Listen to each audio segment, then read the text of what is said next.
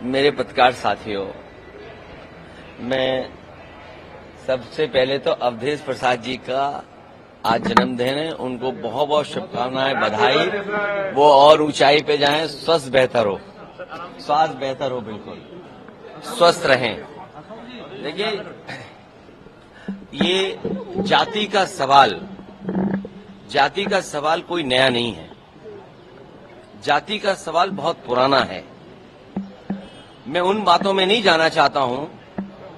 आप हमारे वो साथी हैं जो हर एक पे नजर रखते हैं, और एक समय ऐसा आया था उत्तर प्रदेश के सदन में जहां शूद्र को लेकर के बहुत सी चर्चा शुरू हो गई थी। और मुझे याद है कि मैं जब मंदिर के दर्शन करने गया तो कुछ ऐसी ताकतें हैं समाज में, वो नहीं चाहते थे कि मैं हवन पूजन करूं। मैं आपसे कहूंगा साथियों कि वो जानने की कोशिश आप करना कि वो कौन सी ताकतें हैं समाज की जो किसी को पूजा पाठ के लिए, हवन के लिए उस समय रोक रही थी। और वो दिन मैं भूल नहीं सकता हूं जिस दिन मुख्यमंत्री आवास को गंगा जल से धोया गया था। मुझे कोई आज समझा दे, कोई जागरूक समझदार इंसान मुझे ये समझा दे कि किसी मुख्यमंत्री के घर को गंगा जल से कैसे साफ किया जा सकता है। मैंने लोकसभा के चुनाव में मैनपुरी में देखा कि बहुत सारे लोगों ने प्रतिमा को धोया था। अगर ये सब बातें मैं भूल जाऊं एक बार को, लेकिन उसके बाद मैं कन्नौज में उस मंदिर में गया था जिस मंदिर में जाकर के पहली बार मैं चुनाव जीता था, और मेरे वहां आने के बाद मंदिर धोया गया था। सोचिए, आप कल्पना कर सकते हो, जब आप चंद्रमा में जाना चाहते हैं, इलेक्ट्रॉन्स की बात कर रहे हो, डिजिटल इंडिया की बात हो रही हो, विश्व गुरु, अमृतकाल, विकसित भारत, और आप गंगा जल से धोएंगे मंदिर को। सवाल अगर ये हट जाए एक बार को, और जो सदन का सवाल है, क्या बीजेपी, कांग्रेस पार्टी के नेता या किसी भी व्यक्ति की जात पूछ सकती है? हम और आप लोग कभी व्यवहारिक मजाक करते हैं तो उसमें चलो एक बार को कोई बात मजाक में चली जाए, लेकिन सदन में जो शब्द का इस्तेमाल हुआ था, मुझे तो ये लगता है अनुराग ठाकुर जी को कहा गया है कि 99 बार गाली खा करके आओ आप सदन में, तब आप मंत्री बनोगे। और जाति का सवाल जिसको जानना है, बाबा साहब भीमराव अम्बेडकर जी की किताब एनिमिलेशन ऑफ कास्ट जरूर पढ़नी चाहिए।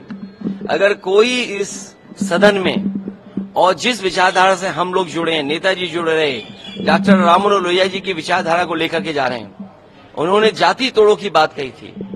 इनके पास अगर कोई व्यवस्था हो जिससे जाति तोड़ी जा सके, बीजेपी के लोग बताएं कि जाति तोड़ो आंदोलन जो डॉक्टर राममनोहर लोहिया जी ने चलाया था, उस समाज में एक परिवर्तन लाने की कोशिश की थी। क्या जाति तोड़ो आंदोलन का उनके पास कोई दूसरा है विकल्प?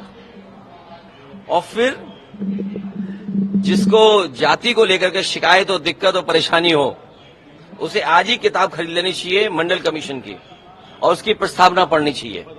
और प्रस्तावना के साथ साथ हमारे संविधान की प्रस्तावना भी पढ़नी चाहिए, जिसमें सोशलिस्ट कंट्री की बात कही है, जिसमें गैर बराबरी खत्म करने का रास्ता दिखाया गया है। और जाति के आधार पे ही आपको आरक्षण क्यों दिया है? आरक्षण इसीलिए दिया कि हम जाति के आधार पर हम गरीब हैं।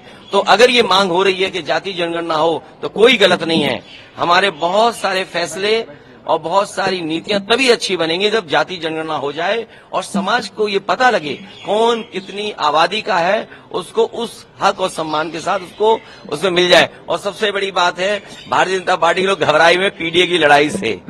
ये पीडीए से घबराए हुए हैं, क्योंकि एनडीए को अगर किसी ने पटका है तो पीडीए ने पटका है।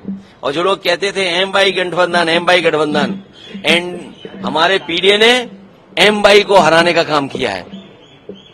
इसका जवाब उनके पास नहीं है। उनके लिए कहा है कि वो 99 बार इस तरह का कहें सदन में, तब वो मंत्री बनेंगे।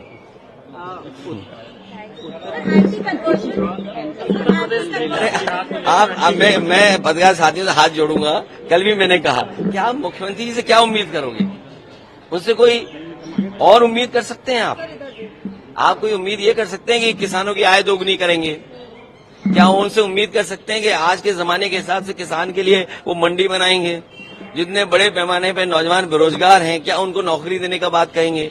अरे जिन्होंने बिजली को महंगा कर दिया हो, बिजली के कारखाने पूरे न किए हों, उत्तर प्रदेश को बर्बाद कर दिया हो, और उनसे क्या उम्मीद करोगे? क्योंकि वो ध्यान हटाना चाहते हैं, कभी तख्ती लगवाते फिर रहे हैं, कभी फिर वो ऐसे कानून ला रहे हैं। अरे छुआछूत के खिलाफ भी कोई काम करेंगे? और फिर सरकार, ये जानते हैं आप, अगर इंटर कास्ट शादी करते हैं तो आपको मदद करती है सरकार, आप इंटर रिलीजन करते हैं तो यूपी की सरकार मदद करती थी।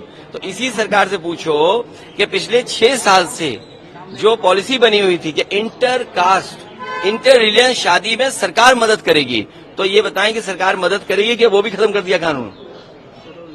योगी आदित्यनाथ जी ने कहा कि आप चर्चा को गच्चा दे दिया। अरे भाई, दिल्ली वालों ने लखनऊ वालों को गच्चा दिया हो, लखनऊ वालों ने दिल्ली वालों को गच्चा दिया, और उसके लिए सब सर एक दूसरे से मार रहे हैं कि आखिरकार गच्चा किसने